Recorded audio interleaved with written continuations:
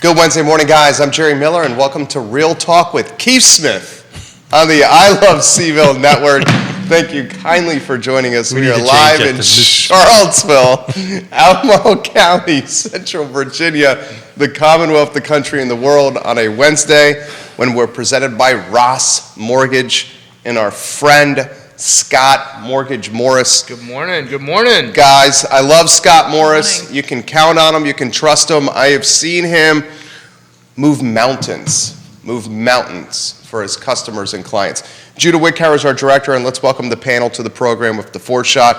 Keith Smith, Scott Morris, we love. Yonna Smith, we really love. We really love. I give the love. Thank you. Every time she comes in here, we cherish her and we roll out the red carpet. Thank you. Good morning, guys. And Yonna, let's start with you. How are you? Phenomenal. How about you? We're doing fantastic. It's a great Wednesday, and I hope everybody had a great Mother's Day. Yeah. Which I did. How was your Mother's Day? Tell us about it. Phenomenal. I actually played cards with my husband. You beat his tail. I did, yes, I did. When does that not happen? I saw it on Facebook. Not always. When No, does that he's not becoming happen? very competitive. So Canasta? Oh, yeah. He's becoming very competitive. So, but anyhow, we had a good time. We play two ways, right? We usually play, if we don't have time, who wins the hand, right? Whoever wins it. So when I play for win hand, lose hand, I can win a series of games. When we play for points, Mrs. Smith kind of lets me win the first hand, and then, 2,500 points later. Takes the temperature of the game and then... Oh, totally. I think that's called hustling.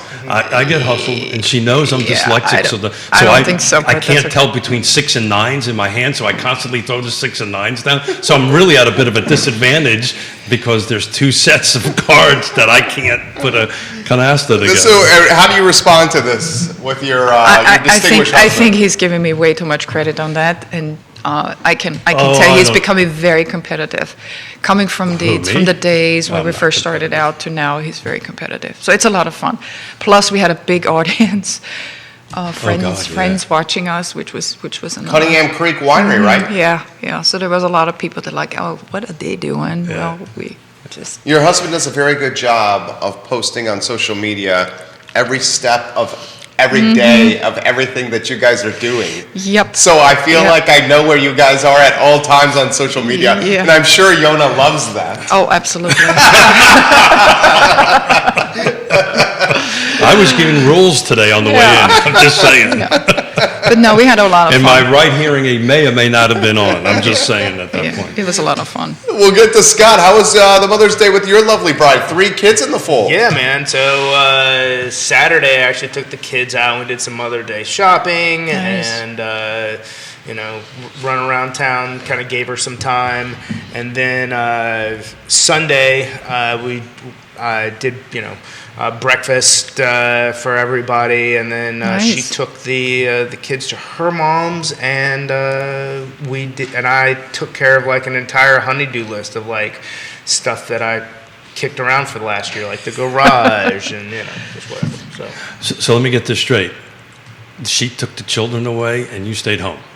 Yeah, and Isn't literally. that supposed to be the other way around? Well, he was grinding. She got to spend time with the kids and go see her Got it. mom for Mother's Day, and Got I it. got to haul a ton of stuff and like open up the garage so it can be used more. But actually for a car. Yeah. So that Does was, anybody actually do that? Do you actually use you probably do. You actually We use our garage for cars. for cars. Yeah. So do that. we. So do we. Well, one. Yeah, but so It's do a we. 2-car garage. It's okay. Are we Yeah. gonna do this in front of everybody? So what you're saying, the truck is in the driveway? Oh yeah. Yeah. Yeah. I can't fit the truck. There's no way he's going to fit the truck in the garage, period. That's So. well. Does it got too many bikes? Oh, so hey, how about that? Jerry, really? You're gonna do this? I know you Nice quite job, well. Jerry. do Nice this. job, Jerry. I So know look- the dynamic well. So look, today is a special day for Yonna and I. Mm-hmm. Today is our oldest daughter's 36th birthday, Yasmina Smith. So 30. Happy birthday, Yasmina. Happy birthday, yes, Happy yeah. birthday, Yazzie. So 36 years ago, we were in Ottawa, Canada. Yep. Awfully close. What we figured around noon. 12:15 she was born. 12:15. Awfully close to having our first grandchild, our first child. 36 years ago. How does that feel, honey? Phenomenal. That was Super. it, huh? That's it. Phenomenal. You know, I wish I could be with her, but I also know that she's busy and she has her life, and I don't think she's going to be celebrating until probably the weekend. She's on a shoot at the moment, so I think we briefly heard from her this morning. I didn't But hear that was from her about at all. it, yeah. So, no, we So she's a makeup artist, so she's doing a midnight shoot. In Connecticut, working in Manhattan, right? Manhattan, yeah. Actually, Jersey. Jersey. Jersey Jersey. today. Jersey's where the, Yeah. shoot's, Okay. where the shoot's going to be. So happy birthday, Yaz. Happy birthday, birthday, yes. girl. 36 years old. It's just hard to believe that 36 years flew by that fast, and we've got 2 grandkids. That's There's just a lot of nice milestones in the middle. And we were also figuring out Scott Morris has known the Smiths for, was it 29 years? 1990 was our 1990. first. Was it 90 or 93? 90. 90? Oh, Yeah. so 32 years. Yeah. Wow.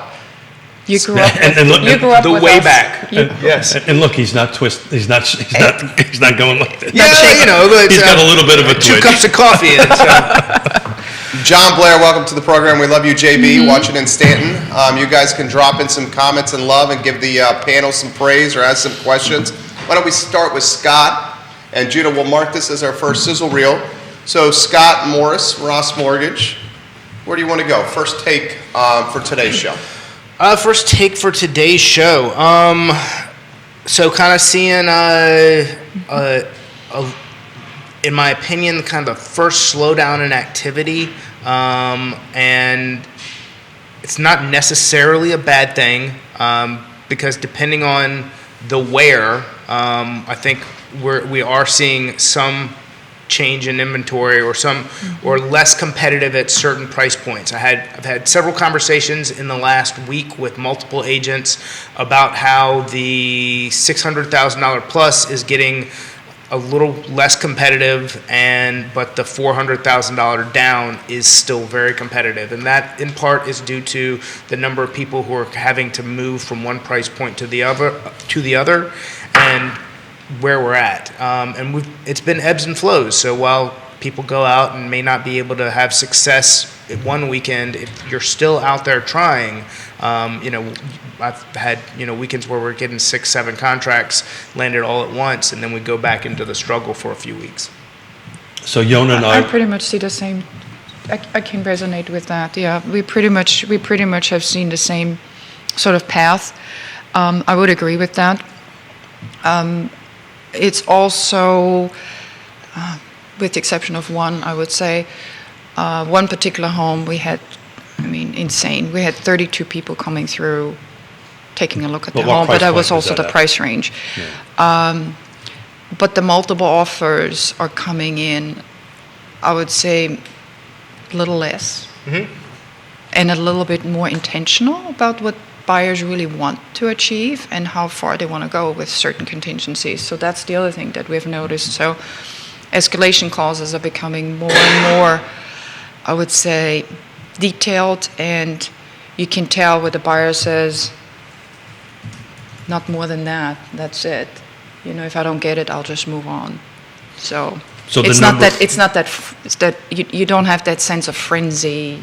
That frenzy is cooling off a little bit. I think that's what you're saying. I got one with concessions accepted yesterday. So Oh, really? Yeah. So Wow. That's the first time. Yeah. First one in 2022? second one. I Yeah, think. not too many, Yeah. right? Yeah, no, I So see the same thing. explain, for those who may not know, concessions, kind of walk us through that. a little bit. Seller paying closing Closing costs. costs. Really? Yeah. Wow. That's big time. That's big time, yeah.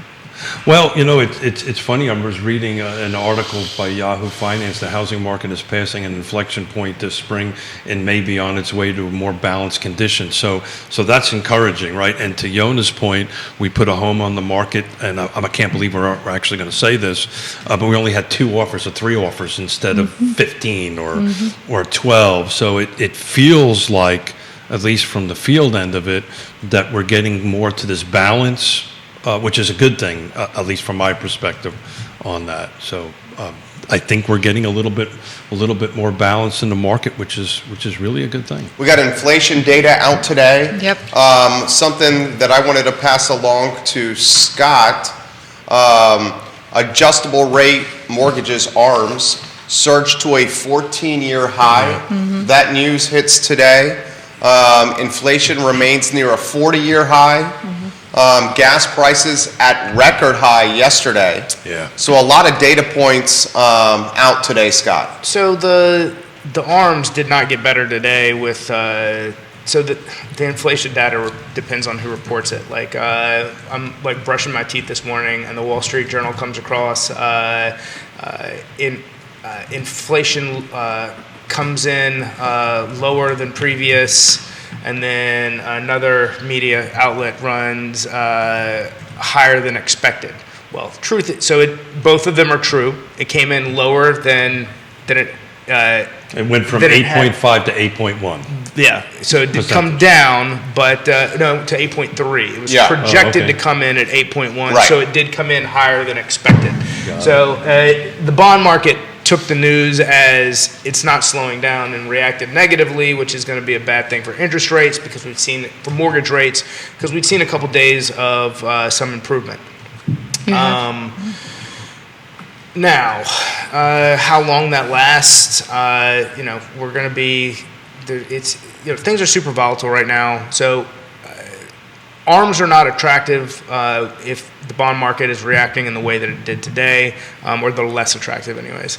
And ultimately, another conversation I've had over and over again. Here's the deal: if you're in a position to purchase, go out, make that decision, especially if you're a first-time buyer getting out of renting into purchasing, build that equity, put your foot in the ground, draw a line in the sand, get started, and then know that you're going to refinance that loan in the next 24 months. And if you're somebody who's selling and moving into something else and you're having like this emotional, like I just refinanced 2 years ago and I'm at this place. Well, if you want to step up into the next property, go do it and know that inside of 2 years, you're going to refinance that loan. You're not going. The big question isn't just how long are you going to be in this home. It's how long are you going to be in this mortgage. And you may reach in for cash in the future. You may reach in because you're going to be in a better position. The market will be in a better position to put you at a lower rate. You're going to have opportunities, and you shouldn't base everything around the what ifs. You need to make it around is this situation that I'm putting myself in the right thing for my future and my family's future? And if the answer to that is yes, then don't be bound by things you cannot control in making those decisions. Great take. Yonna, your thoughts? I would definitely agree with that, and we've had this conversation with a lot of disheartened and sort of upset first-time homebuyers that they're saying, I'm just going to wait until it cools off. And, I'm trying to really, really encourage them. I said, let's keep on going because it's not going to get any cheaper. And rather than having to wait and even pay more 6, 7, 8, 9 months down the road, because the interest rates may go up higher than they currently are, we don't know. Just take advantage of the fact, position yourself as strongly as you can, and maybe instead of focusing on the next 6 months, focus on the next 2 years. What do you want to try to accomplish within the next 2 years rather than the short-term goal? So either way, it's going to cost you money. If you wait, it's going to cost you money. I would rather go ahead and agree with what Scott says, is continue on and pay what's currently in the market and be prepared for that home ownership where you can build equity. Somebody just told me they rented an apartment for $2,500. My God, $2,500 times 12 is roughly 30 G's. 30. That's a down payment. So it's In not an apartment. apartment. Was it an yeah. apartment or a home? No, it's an apartment. Really? Yeah. Really? It's like crazy. So we say this all the time. Renting is 100% mortgage rate. Interest. Right? Well, Or interest that's- rate, thank you. 100% interest rate. Thank you, That's Scott, actually- for that's actually keeping a me good straight way of on that. putting it. So I want to go backwards a little bit. So are you advocating in certain circumstances a 3-arm or a 5? Oh, he has been five- for a couple weeks. Again, I think it's depending upon who you are and what situation you're in. If you're a first-time buyer who is, we know that we qualified you at the top of what you could comfortably pay, am I going to suggest an ARM to the person who potentially gets put in a bad position down the road, especially if maybe they can't credit qualify to refinance later? No, that's a bad decision. Are you someone who is a resident at the university and your income is looking to increase, and you may not even be in the area for more than 5 to 7 years, but you want to consider getting into something now that you can refinance later, either and retain as an investment property, or what? It depends on your situation. Are you selling a house and you say, hey, I want the lowest thing I can get right now, and I know I'm going to refinance it or I'm going to sell it in the next 5 years? ARM. Yes, those are situations where But most people are staying in their homes for 10 years now, right? Well, it depends also. They may be depends on staying in the home for 10 years. That doesn't mean they're going to stay in the mortgage that long. Roger, understood. And he also highlighted the examples, the medical student, the resident. The residents, yeah. Yeah, they wouldn't stay 10. Are you at DIA, NGIC? Are you somebody who's coming in as a contractor to a six-figure income position, and you but may likely not be in the area that long? Those are people in this area that I 100% am going to say, hey, look at all of these options for. But again, these are people who the income may not be the biggest concern, but certainly somebody who's a couple out here making $60,000 to $80,000 a piece, who is shopping at the top of their price point to get into something. Are we going to suggest putting them into an adjustable rate mortgage that they might have to, that could be putting them in the position to fail 3 to 5 years from now? No. So I was a follow-up question to that. So, Yonna and I were helping first-time home buyers. What can you do to help us win the day, right? So it sounds like potentially 3s and 5/1 ARMs can help us win the day, because those interest rates are what now, average, roughly? Upper 3s. Yeah, so they're somewhere between the 3 to 4 range, Yeah. where they were, right, which we all agreed is not the norm on that end of it. So this at least potentially can help Yonna and I help folks win the day. So tell me a little bit how those are structured from your side of it. I have a client, first-time home buyer. This is what they want to use. Talk me through, how that process works. The process, so the qualifying process is no different. But the rate is going to adjust in 3 years as much as 1%, and then it can adjust again the following year another 1%, and depending on what exactly the terms are of the ARM specifically. But there's caps in it, right? There are caps. You have caps in it. Correct. And isn't there also the opportunity when you have the ARM product that Or you to adjust down. to adjust down? Absolutely. Yeah, to adjust Talking down. about So that. there's. I'm So sorry, it can go ahead. it can adjust down at the same percentage that it can adjust up. Got it. Valerie, who's watched this program, Easter, talked about how hers is adjusted down for a property that she owns. Now, can you put in perspective, because it's coming in on the feed, how the rate may change based on the term of the ARM?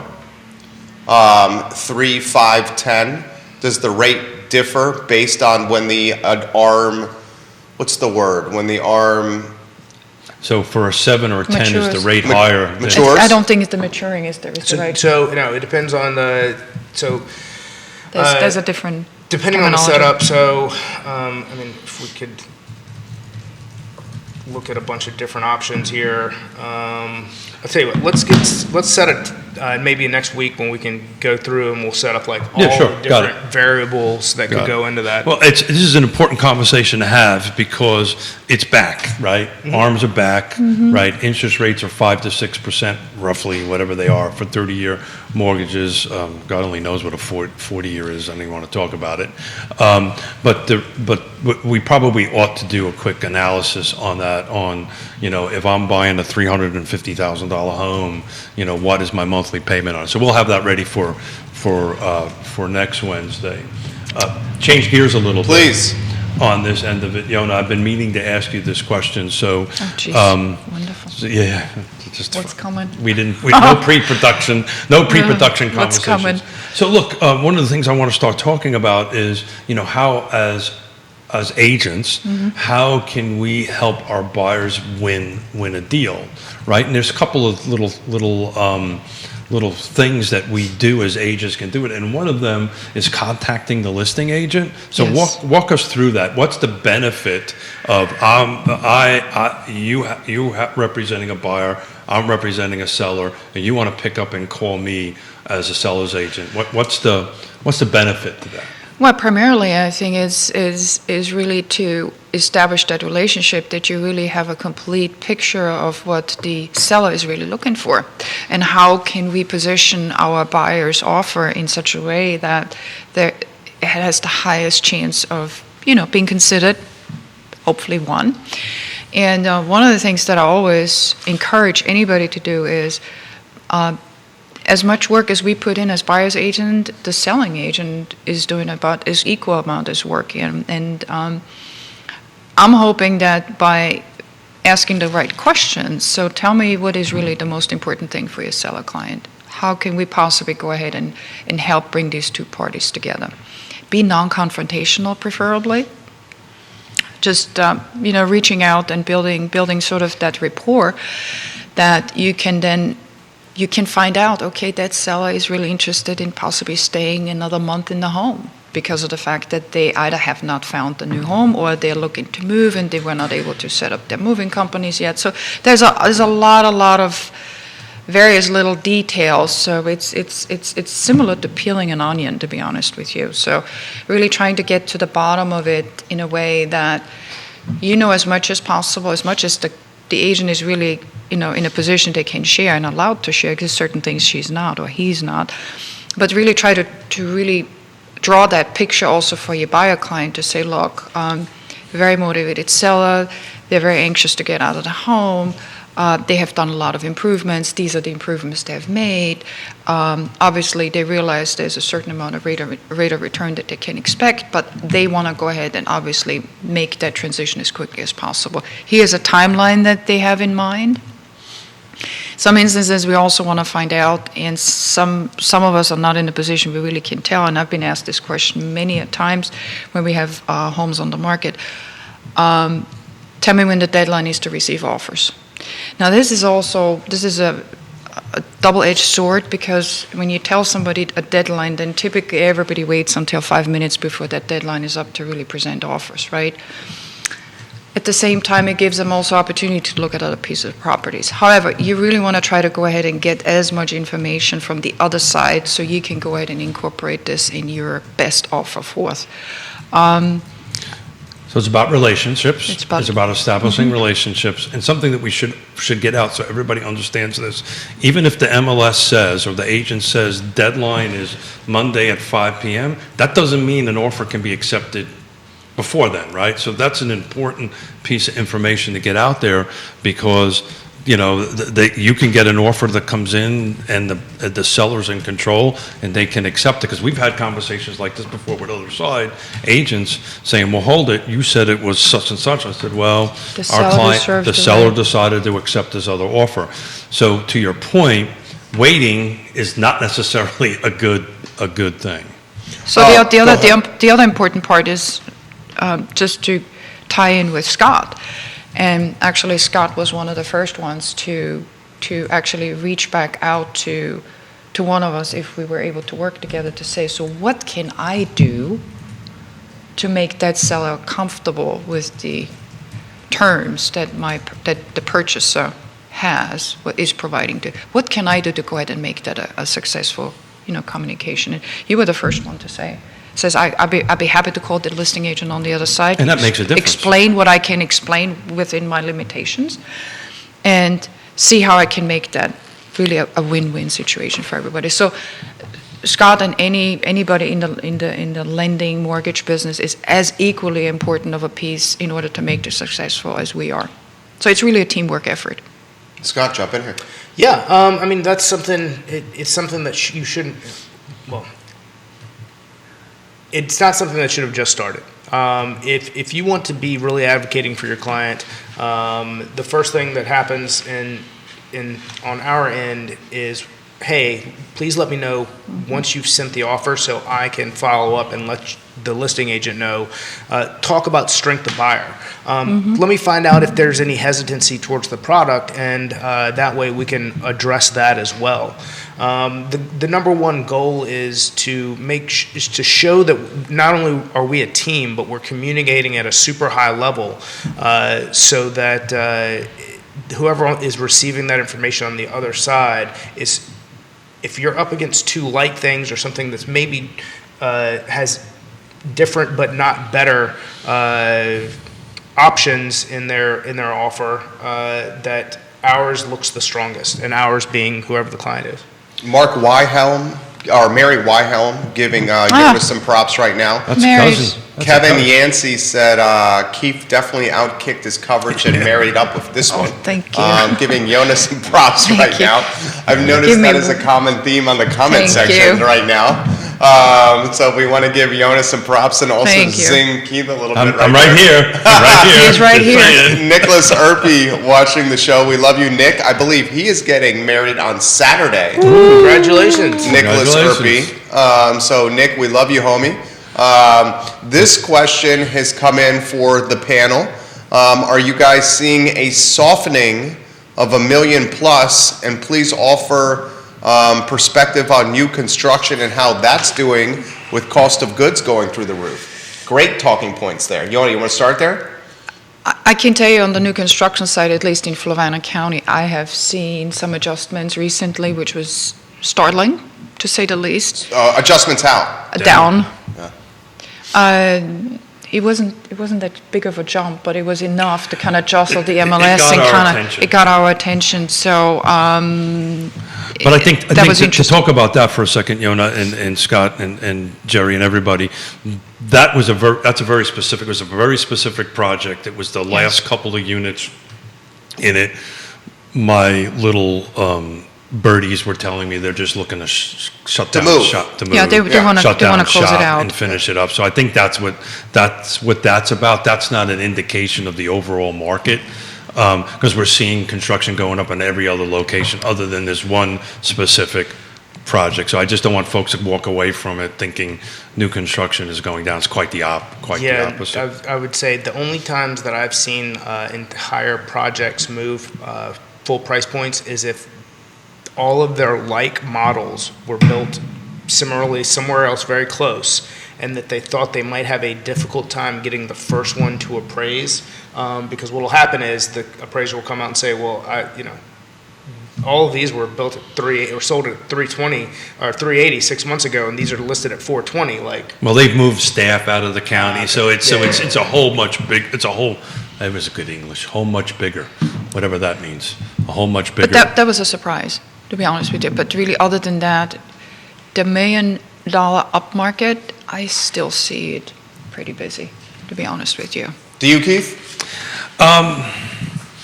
Look, I think the overall, like we were saying before, I think every market every price point has pressure on it. Lower much more than the upper. But, the one that we had only a few offers on was more in the upper range, but we had a few offers, right? Back in the day, it was like, hey, Scott showed the house. So, hey, bring me an offer. Hey, how's it going? Now we only had a couple of offers on it. So we did one 2 or 3 years ago where it sat long enough. First, it was going to be this off-market thing, and then it came on, and then it sat long enough for the two borrowers to talk to the borrower and the seller to do their own little side negotiation. And then this is for weeks. This went on versus now. before a contract actually happened. Before a contract Yeah. actually, and where the listing agent's like, hey, you guys still got something going on here. Versus now, it's like, you're still coming on market and getting multiple offers. So I'm going to try a big. But they're very intentional. These Yeah. offers are really, this is not like shooting in the dark, darts. This is really these offers that we have gotten over the past, 2 or 3 weeks, I can tell you that people know what the market is. The buyer understands completely what he has to do in order to get in the Yes. game, stay in the game, but he's not overpaying. Because I'll wait. Yeah. So I'm going to use a big word. I'm going to see if I can get it right. It's not the phoretic, did I say that word? Phoretic pace? Is that a good word? Forensic?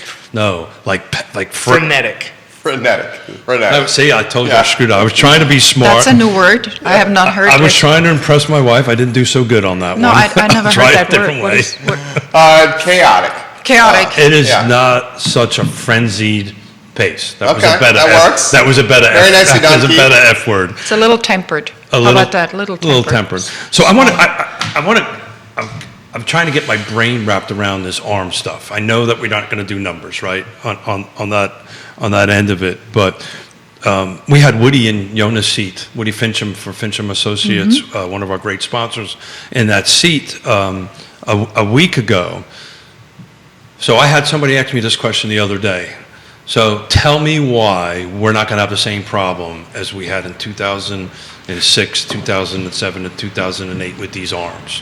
Why are we not going to have? We get that question on these shows every day. So there's I get not this enough question every of, day. Yeah. So there's not enough of the product out there, and hopefully whoever is helping people get into these homes is separating the difference and saying, okay,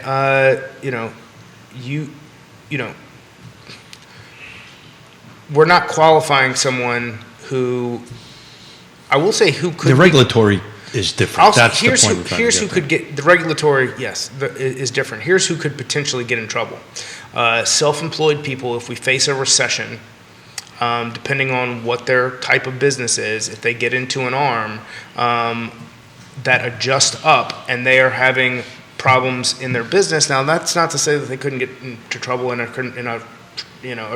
regular 30-year fixed product. But if you take the two risk factors combined to where things slow down and their mortgage rate goes up, that's what happened. That's where some risk or more risk lies. But isn't the situation from 2007 and 2008 still? I think this is so different. Vastly different than it is now.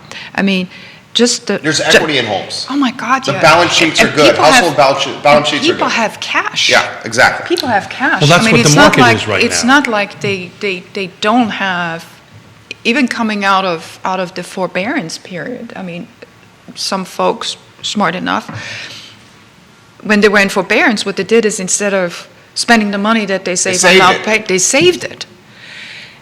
Well, So I'm COVID kind think- of helped out a little because there was nothing to do to go spend the money and. I get it, do but all- but do I think all that also takes some financial responsibility to say, okay, wait a minute, I'm not going to go ahead and spend all of it and say, wow, and then not be able to meet my obligations. And I think that's the big difference. I think that the way the risk is vetted these days is far tighter than it was in 2005, 2006. Is it going to happen that we're going to have some foreclosures? Yeah, but they're going to Undoubtedly, but I think it's going to be so limited because the risk is so vetted in such a way that Well, there's also here's the other thing that's being left out from that conversation. We're also 15 million houses short in inventory compared to what we were at the Correct. time. We've got and we've got a bigger population of people.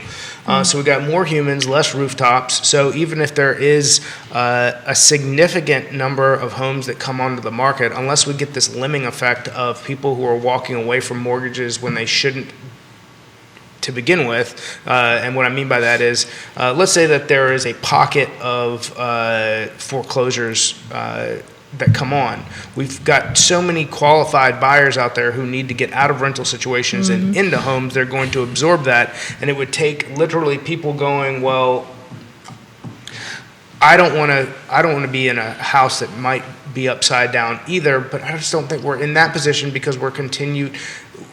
All the forecasts are not for a lower value future. It's just not going to increase as much over time, and it can't. We can't see year over year 15% asset value increase when it should be 3 to 6. It will be 3 to 6. normalize. It needs Yeah. to normalize again. And you'll probably see, if we crystal ball it and bet something here, I think you're going to see about a 10% increase this year, but then you go 3 to 6.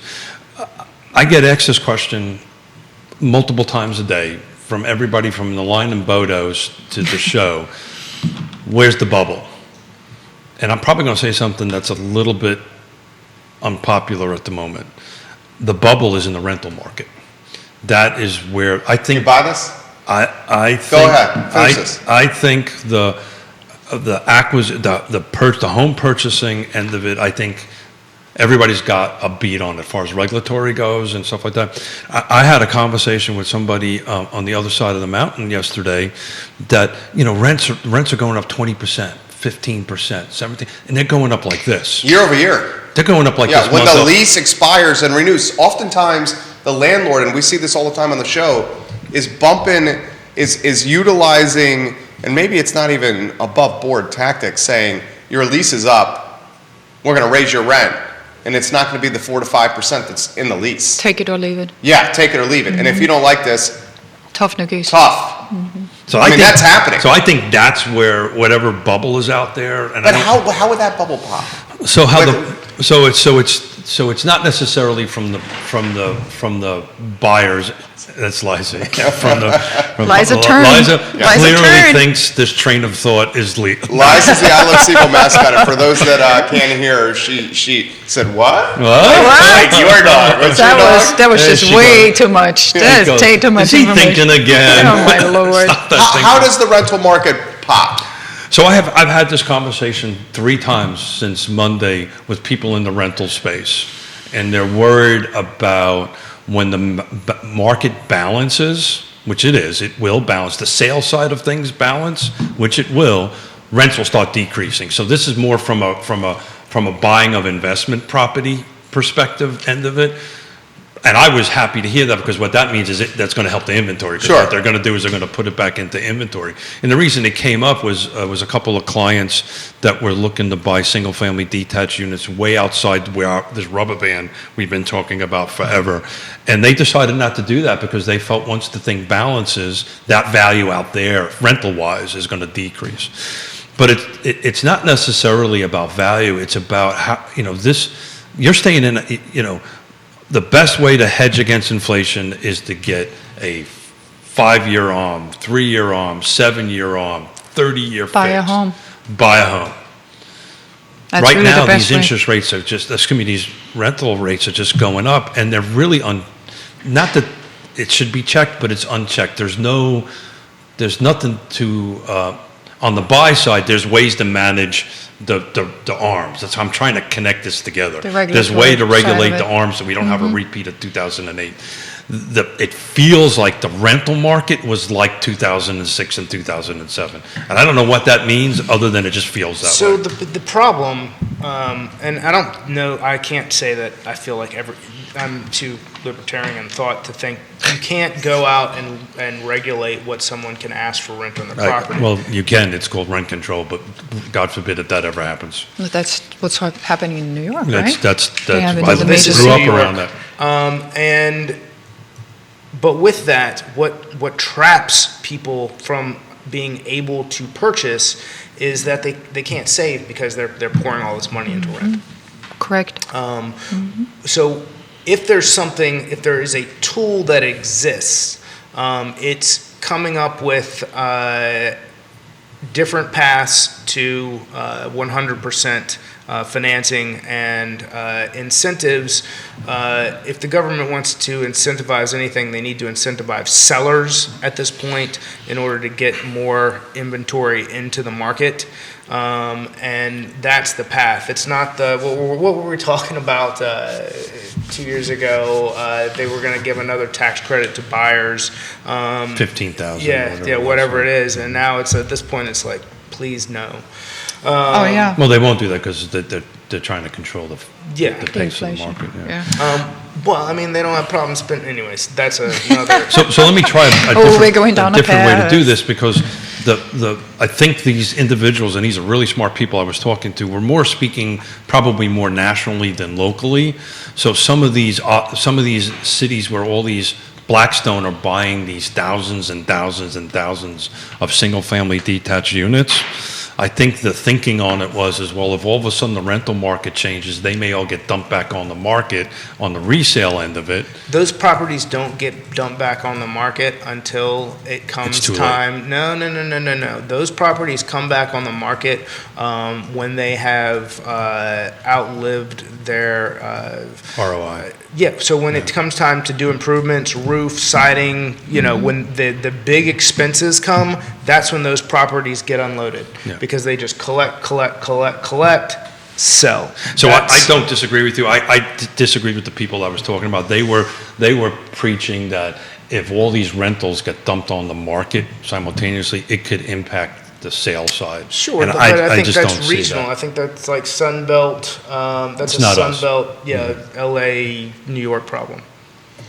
It was an interesting conversation. I But- thought I'd throw it out there. I agree. Just to but- piggyback on what Scott said, I do believe that the trend definitely is at the moment for any investor of any rental property to right now is the time to get the highest rate of return out of it until you get to the point where you have to do some major investment, major improvements in it, and then you put it back on the market. We're not seeing we don't see a lot of investor buyers in the project, in the transactions we do. I mean, not a huge number, a couple of few, but we don't see. You do see it. No, see. transactions we managed, we haven't really seen that much of it. It's mostly people trying to buy for a place to move in and live. I think cash is impacting the market big time right now. So I would agree with that, yeah. deferred now houses. I had a conversation this morning with someone about hey, this guy, he's got this house, he's embarrassed by the state of it, he doesn't know how he's going to sell it.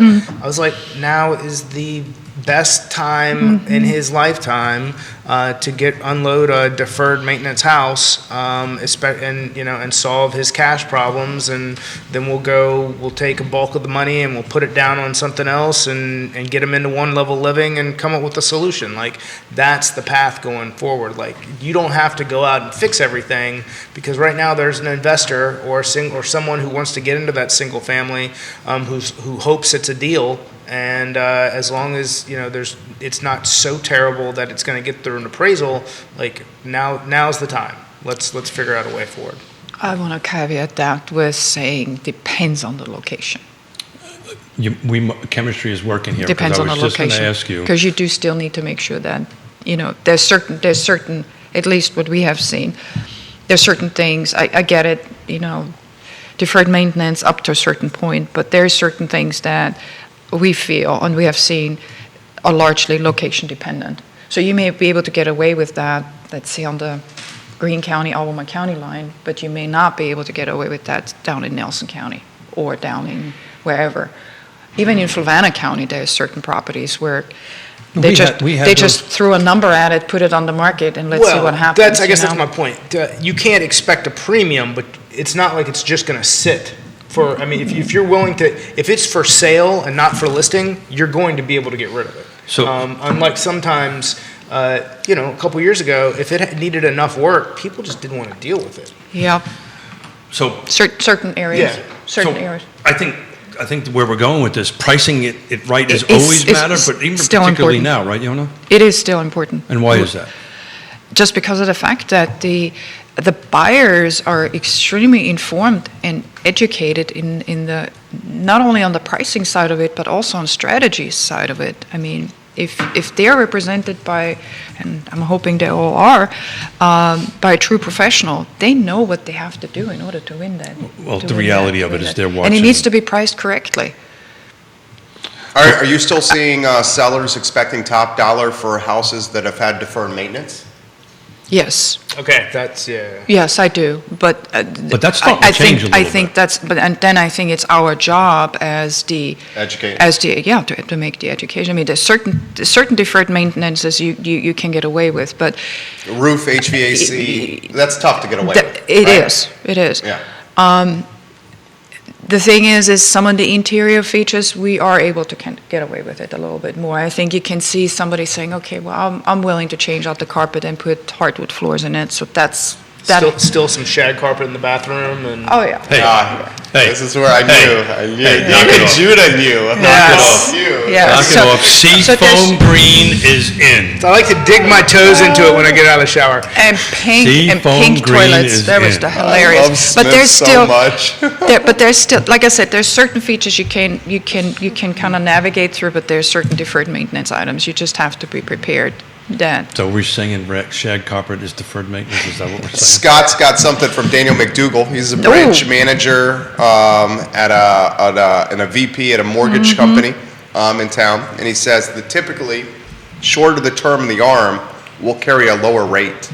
3-in-1 better price than the 10-in-1. Correct. that is correct. But you still, but there's still some initial costs involved, and you And have to that's the get to comment that was coming in on the Right. feed, where I guess what's happening is folks are pricing arms. Yeah.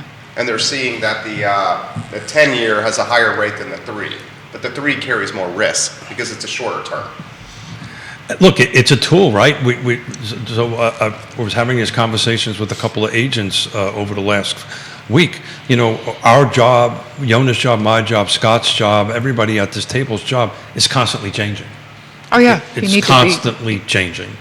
And You need to be informed, right? That's what we do every day. Yeah. You need to be And informed. so- You need to know. You need to know what are the trigger points. What are the adjustments that you need to make when communicating with the general public, for that matter, because it's not just the buyer, it's also the seller, it's also the lender, it's also the appraiser, it's the home inspector. I mean, there's a whole litany of people that I think you need to be informed about and informed with. I think, Yonna, we should go back to building houses with shag Oh my carpet. Lord, no. I know. Danny O'Day for the panel. Curious to hear the panel's thoughts. Currently, we offer tax deductibles for mortgages, but not for rent payments. This only helps further the divide between homeowners and renters and makes it even more difficult for renters to accumulate the capital needed to purchase their own home. Do we think changing this discrepancy would help equalize the market and offer more buying power back to the renter? Oof, So how that's- do you do that? How do How would you do that? give it? You're talking about an income tax incentive or break or write-off for rentals. I just don't see how you can tie that, actually do that. I think Danny and his better half, Danny, correct me if I'm wrong, if memory serves correct, you and your better half are looking to purchase a house, both strong jobs, both in their upper 20s, and want to stay in Charlottesville, and as of now, priced very much out of the market. I have buyers that I'm multiple ones trying to buy in Charlottesville, and, you know, unless it's got anything with a 4 in it needs a lot of help. Anything with a 5 in it is, you're looking 6 or an 8 in front of it just to get into Charlottesville proper on that end, single-family detached. Right, and let's cut to the chase. The 6, even the 6, Needs which help. at one time used to be a special property, is going to need some work. It's going to need some help. Is that fair? Yeah, I've been looking at homes that price point that needs new windows, right, that are 1940s, 1950 windows. And windows ain't cheap. Yeah. They've got a long lead time. Yeah. I just wanted to say, you may be able to get replacements, but you're gonna have to We've be looked at patient to that at our wait. house. It's Need to a wait. long lead time. Yeah, I've 6 got months? a 3 to friend 6 that months? does a lot of That's what we got, 6 months. high-end remodels, and his number one problem, he goes, all right, so I can redo your kitchen, but if we're going to do that window, I can't start until December. Like, you know. But that's all the way across the board. We just did a transaction in the country, and we need to do a septic inspection on it, and it's 4 to 6 weeks. That's past when we might be closing, right, on that end. Well, of that it. goes So- back to the labor shortage that we have, right? Or the challenge that we have. So Schatzi, so Yonna, Mm-hmm. so those who know, Schatzi is German for sweetheart. So where are we taking the first-time home buyer? Where in our footprint are we doing where are they going to buy right now? We call them our hardened warriors, and we're gonna go ahead and put our I love Yonna so much. hardened warriors. So, I love you. So for those, this is set up the expectations right from the beginning, and if I look for one home today, I'm gonna look for 3 homes tomorrow. Just continuously look, and then we need to talk to Scott, obviously, to make sure that the interest rates haven't gone up by the time we placed our 5th offer. However, Just stay in the game. I cannot tell you where. I think what I'm trying to go ahead and encourage anybody to do is don't just focus on a small area. Just expand it. Be open-minded. Okay, if it takes you maybe another 10 minutes to drive there, or maybe you want to take your bike and drive to wherever you need to drive to. And sometimes you need to be prepared if Charlottesville is not the area at this particular moment, and you may have to go across the mountain. You may have to go to Stanton. You may have to go to Waynesboro. What does this picture look like for you? And they're beautiful communities. Yeah. I mean, the thing is it's just... Even the rents on the other side of the mountain, as a viewer texted me or messaged me yesterday, are going through the freaking roof. So you need... I think our job is, to be consistently looking, motivating, strategizing, come up with options, kind of expand that circle as much as you possibly can, make them comfortable with a path that they may not have thought of. Just really think outside the box and just stay in the game. I mean, I would not.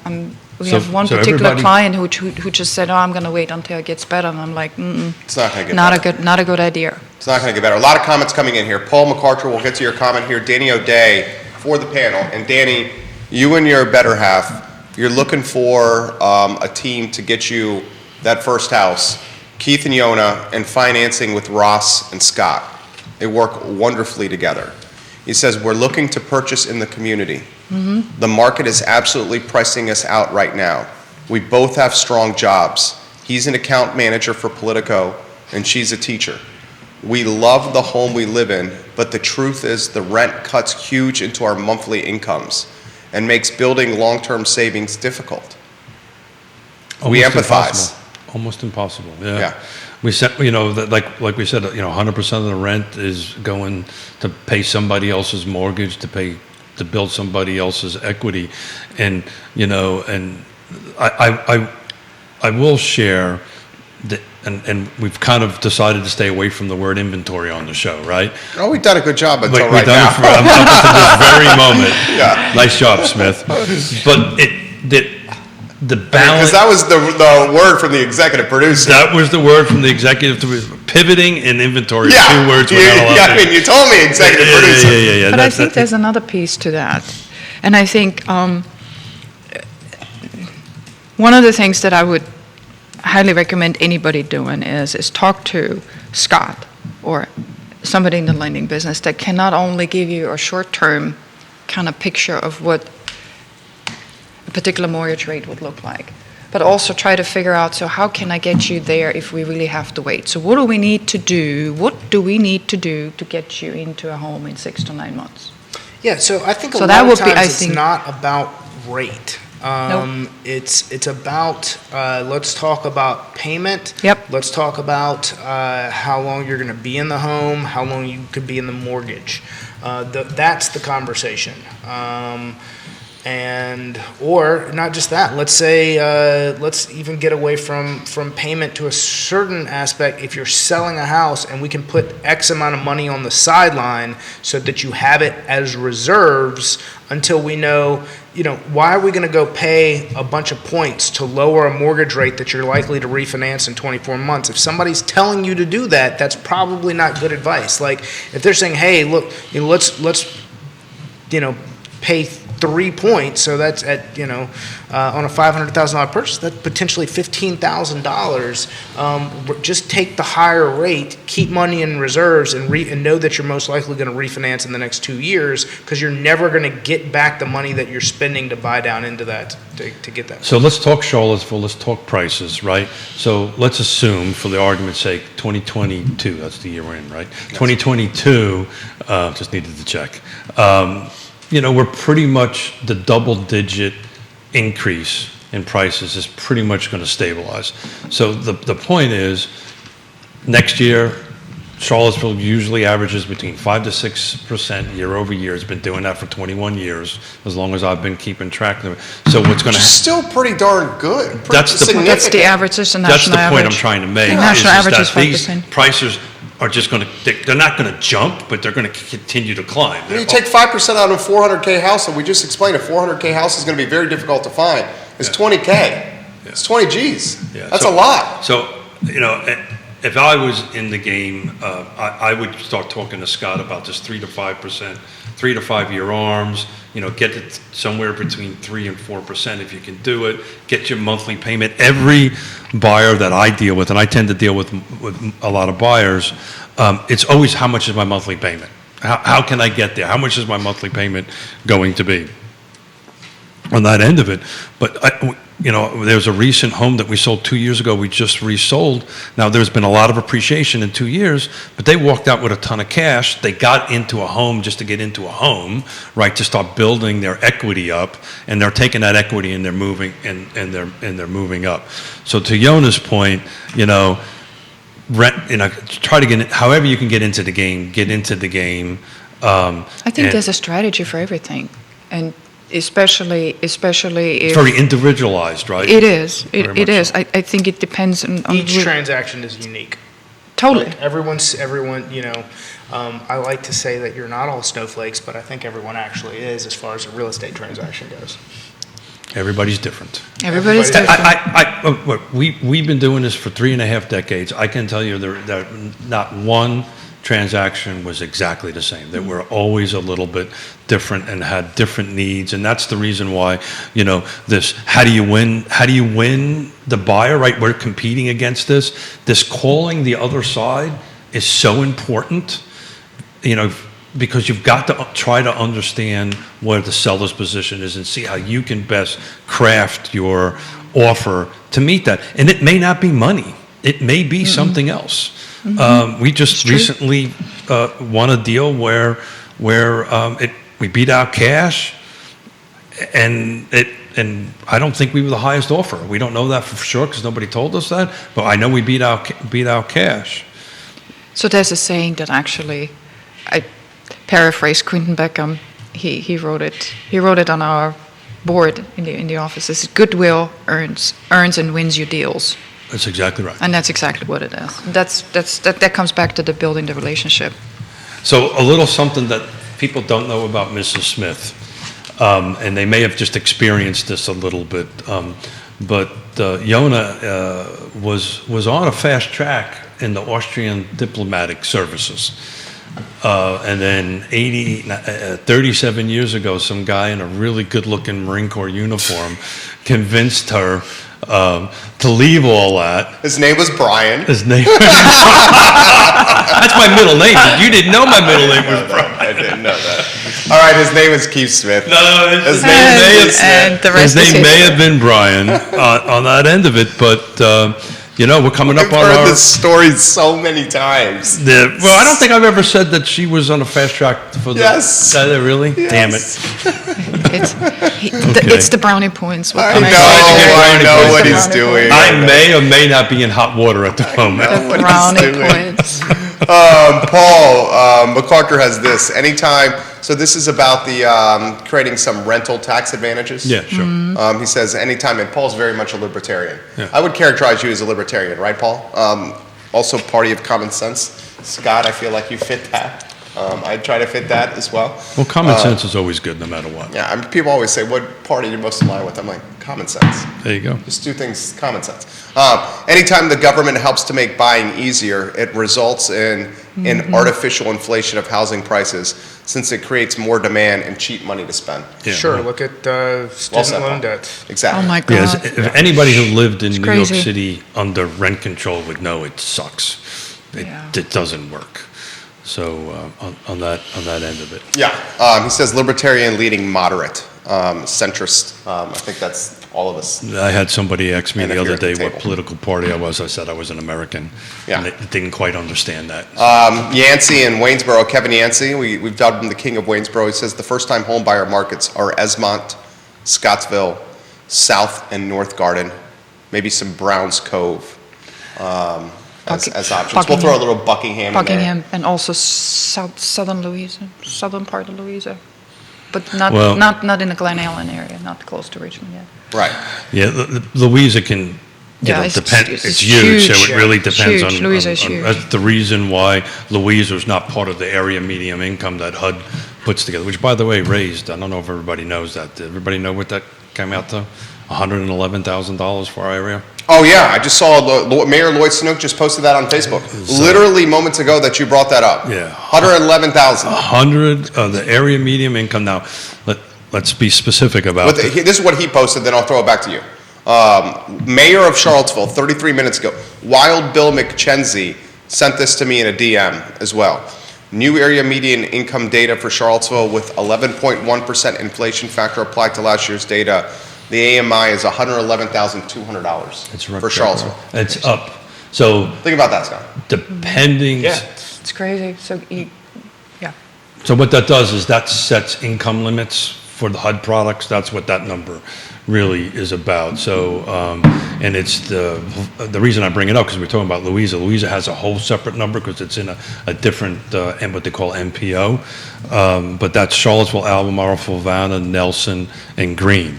So Fluvanna County, in essence, is $111,200 in area medium income. Orange does not pick that up, so Orange is still in the lower brackets as far as surrounding counties go. Yeah, because you don't get the bleed over from DC quite yet, Yeah. right? Not And quite yet, and it not come- the bleed up from so- Charlottesville. Culpeper picks that up, and then you've got this gap between Orange and Spotsylvania where it's kind of the odd man out when it comes to income limits. So certain, and it's income limits is important for loan products and stuff like that. It doesn't necessarily mean that's the actual area median income for the county, but from a guy who chairs a land trust, an affordable housing land trust, that's actually a good thing because it increases income for folks that qualify. So that's actually a good thing.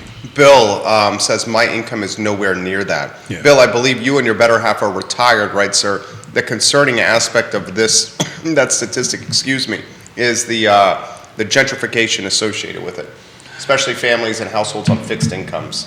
As the community becomes, and it clearly is, becoming more expensive to live, fixed income is really stressed.